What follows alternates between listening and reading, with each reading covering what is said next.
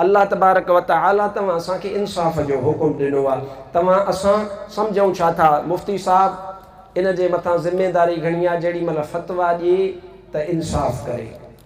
असां ईअं था सम्झूं मुफ़्ती साहब जो असिस्टेंट आहे, उन जे मथां लाज़िम आहे त महिरबानी कयो तव्हां इंसाफ़ कयो।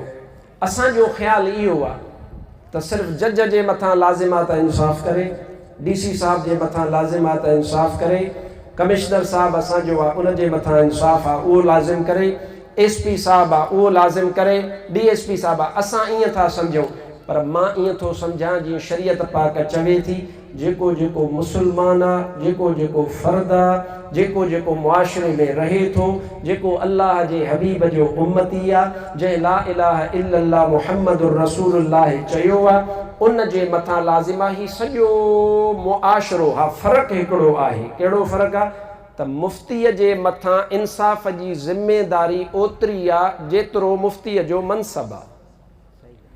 साईं अब्दुल अज़ीज़ जे मथां जेका ज़िमेदारी आहे उहा डॉक्टर हकनबी जे मथां न आहे। जेका साईं अब्दुल अज़ीज़ साहब जे मथां हुई उहे अल्लामा निसार अहमद जे मथां न आहे। जेका साईं निसार अहमद जे मथां आहे उन DC नवाब शाह जे मथां न आहे। पर जेका DC नवाब शाह जे मथां हुआ उहा हकनबी ते न आहे, मोहम्मद यूसुफ ते न आहे, जनाब अब्दुल अज़ीज़ साहब ते न आहे। हर हिक ते पंहिंजे हिसाब सां महबूब जी हदीस आहे। हज़रत हबीब अकरम फरमायो, कुल्लुकुम राइन व कुल्लुकुम मस्ऊलुन अन रइयतिही।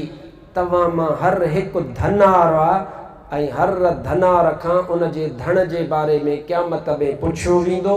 हिन ज़िंदगीअ खे क़ाइमु रखण जे लाइ इमाम ग़ज़ाली रहमतुल्लाह तआला अलैह पंहिंजे उसूल फ़िक़ह जे किताब में अल मुस्तस्फ़ा संदुन किताब आहे, उन अल मुस्तस्फ़ा किताब में इरशाद था फरमाइनि त 5 शयूं मुआशरे में लाज़िम आहिनि त इस्लाम फरमायो आहे त इन्हनि जी हिफ़ाज़त कयो। पहिरीं शइ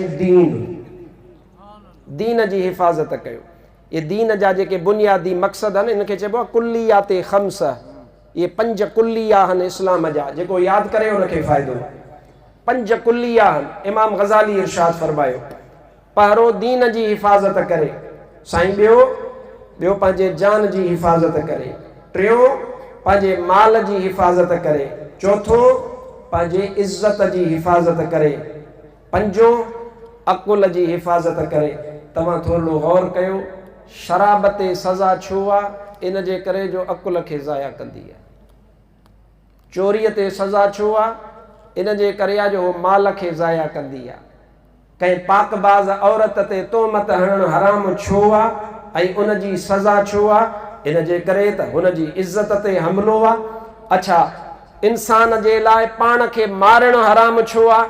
इन जे करे त इंसान जी इज़्ज़त आहे, उन जी हिफ़ाज़त उन ते लाज़िम आहे। उन खे मारणो न आहे, ख़तमु न आहे करिणो।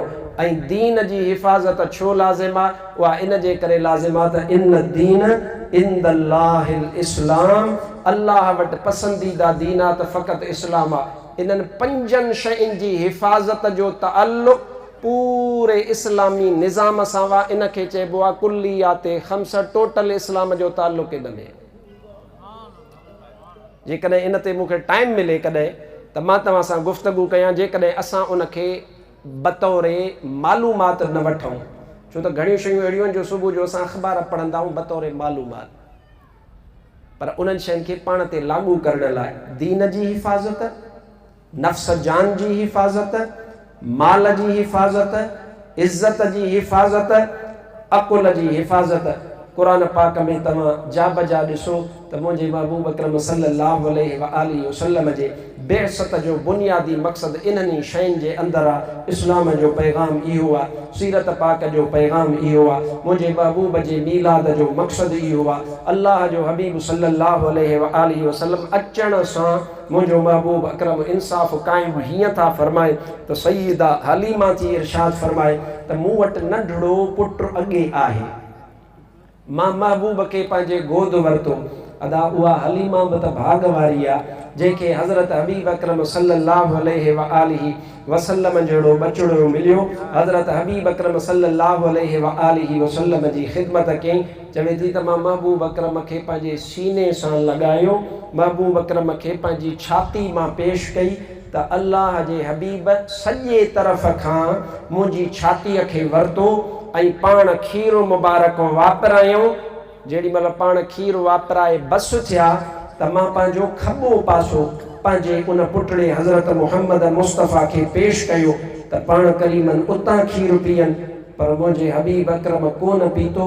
सीरत पाक जा किताब लिखनि था ऐं उन्हनि में उलमाए इस्लाम वज़ाहत फरमाई आहे त मुस्तफ़ा करीम अचण सां इन ॻाल्हि ॾे इशारो फरमायो त मूंखे ख़बर आहे मुंहिंजो ॿियो बि भाउ आहे, मुंहिंजो हक़ु हिकिड़े पासे आहे, ॿिए पासे हक़ु मुंहिंजे उन भाउ जो आहे जेको रज़ाई भाउ आहे। मां मुहम्मद करीम जहान में माण्हुनि जा हक़ खाइण लाइ कोन आयो आहियां, हक़ ॾियारण जे लाइ आहियां।